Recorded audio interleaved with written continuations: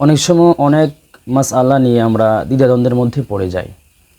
এই কাজটা যে আমি করতেছি বা এই কাজটা যে আমার দ্বারা হচ্ছে এটা সঠিক হচ্ছে কিনা। অনেক সময় আমরা অনেক বিপদে পড়ে যাই, অনেক ঝামেলার মধ্যে পড়ি।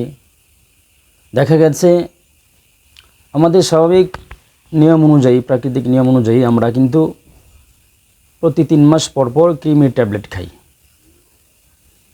তো অনেক সময় যারা গ্রামের মানুষ আছে আমাদের অনেক সময় খেয়াল থাকে না, এই ব্যাপারে আমাদের একটু অলসতায় বেশি কাজ করে। তো সেই ক্ষেত্রে দেখা যাচ্ছে যে অনেক সময় আমরা নামাজ পড়ি, রোজা রাখি, কোরআন তেলাওয়াত করি। তো দেখা গেছে আমি নামাজে দাঁড়াইলাম বা কোরআন তেলাওয়াত করতেছি, কারণ সেই ক্ষেত্রে পেটের মধ্যে যদি আপনার কৃমি থাকে, সেই কৃমি অনেক সময় পেটের ভিতর থেকে পেশাবের রাস্তা অথবা পায়খানার রাস্তা দিয়ে বের হয়ে পড়ে। আবার অনেক সময় বের হয় না, তবে নাড়াচাড়া করে, এটা অনুভূত হয়, এটা বোঝা যায় যে নাড়াচাড়া করতেছে। এখন আপনাদের সামনে বসছে এই জন্য যে দেখা গেছে আমরা কোরআন তেলাওয়াত করতেছি বা নামাজ পড়তেছি, সেক্ষেত্রে যদি কৃমি বের হয়ে আসে, সেটা পুরুষ হোক অথবা মহিলা হোক, যারই হোক, সে পুরুষ অথবা মহিলা যারই হোক, সামনের রাস্তা দিয়ে হোক বা পিছনের রাস্তা দিয়ে হোক, যদি কৃমিটা আপনার বের হয়ে আসে তাহলে অজু ভেঙে যাবে কি না, এটা নিয়ে একটু আলোচনা। আরেকটা কথা হচ্ছে, কৃমি বের হয় নাই, নাড়াচাড়া করতেছে, যেটা অনুভূত করা যাচ্ছে বা বোঝা যাচ্ছে যে কৃমিটা নাড়াচাড়া করছে। সেক্ষেত্রে যদি নাড়াচাড়া করে, এটা নাড়াচাড়া অনুভূত হওয়ার পর এর দ্বারা অজু ভাঙবে কিনা। তো দেখা যায় অনেক সময় কিন্তু আমরা এই প্রশ্নগুলির সম্মুখীন হই, কিন্তু আমাদের সঠিক সমাধান না পাওয়ার কারণে দ্বিধাদ্বন্দ্বের মধ্যে পড়ে থাকি। সেক্ষেত্রে আমি আপনাদের সামনে এই বিষয়টি একটু সলহা করব। সেটা হচ্ছে, পুরুষ হোক অথবা মহিলা হোক, যারই পেশাব অথবা পায়খানার রাস্তা দিয়ে যদি কৃমি বের হয়ে আসে, অর্থাৎ সামনের রাস্তা অথবা পিছনের রাস্তা দিয়ে যদি কৃমি বের হয়ে আসে, সেক্ষেত্রে অজু ভেঙে যাবে, এখানে আর কোনো প্রশ্ন নেই।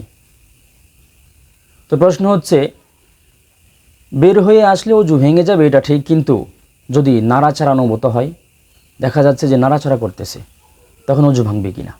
সেক্ষেত্রে অভিজ্ঞ ডাক্তার যারা আছেন তাদের সম্মুখীন হয়ে আলোচনা করে জানা গেছে এই বিষয় যে মানুষের পায়ুপথের ভিতরে যে রাস্তাটুকুন আছে সেটা 3 অথবা 4 সেন্টিমিটার।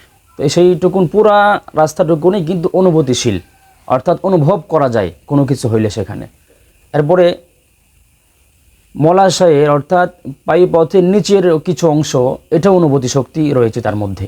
অর্থাৎ এখানে যদি কোনো কিছু আসে, অনুভূত হয় যে কৃমি বা এই জাতীয় কোনো কীট পতঙ্গ বের হয়ে আসছে, নাড়াচাড়া করতেছে, সেই ক্ষেত্রে অভিজ্ঞ ডাক্তারদের মত অনুযায়ী বা এই যেই রাস্তাটুকুনের কথা বললাম, সেক্ষেত্রে যদি ভিতরে নাড়াচাড়া করে, আমরা বুঝতে পারি যে নাড়াচাড়া করতেছে, সেক্ষেত্রে অজু ভাঙবে না। তবে যদি এই পরিমাণ জায়গায় বের হয়ে আসে, এমন একটা জায়গার মধ্যে বের হয়ে আসছে, এই জায়গাটুকুন আপনার অজুতে অথবা গোসলে ধৌত করা ফরজ, যদি এরকম জায়গার মধ্যে চলে আসে, তাহলে কিন্তু আপনার অজু ভেঙে যাবে। সেক্ষেত্রে আমাদের জন্য নতুন অজু করতে হবে। তো আমরা আশা করি যে এই যে কৃমির বিষয়টা আমরা বুঝতে পারলাম, আর আশা করি এই অনুযায়ী আমরা সবাইকে জানানোর চেষ্টা করব, যাতে সমাজে মানুষগুলো অনেক সময় লোক লজ্জায় বলতে পারে না বা জানতেও পারে না।